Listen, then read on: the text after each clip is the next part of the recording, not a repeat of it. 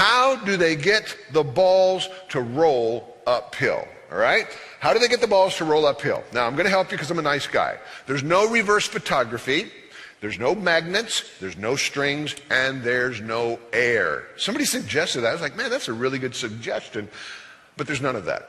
How do they get them to do that? I have just set you up for failure. One of the first things that I do when I get this younger generation is, guys, you better question the question. Because I can ask you a question in such a way that you can't give a right answer. The first thing that we should be thinking is, how do we know those balls are rolling uphill? Oh, now that's a very good question. And that all depends on your perspective. Now watch what I'm going to do. I'm going to take the exact same evidence that the world has. Now think about this. 900 hours a year in the school system, being taught to look at the evidence from a very specific perspective. 1,064 hours watching TV, being taught to understand that from a very specific perspective. And then the video games, you know what I'm talking about. But now here's what Carl's going to do. Carl's going to come along, take that exact same evidence, and I'm going to twist it, and I'm going to look at it from a different perspective, and then I'm going to ask you the question again. How do they get the balls to roll uphill?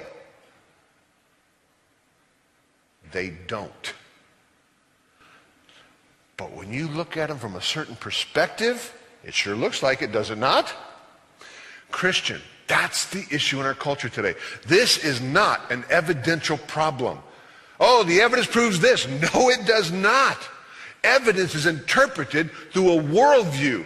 And guys, this has got to become the rallying cry of every Christian. God said, not what do you think? What do you think? What do you think? What do you think? I don't care what you think. I'm not trying to be mean or disrespectful, but you shouldn't care what I think. We should be asking each other, what does God say?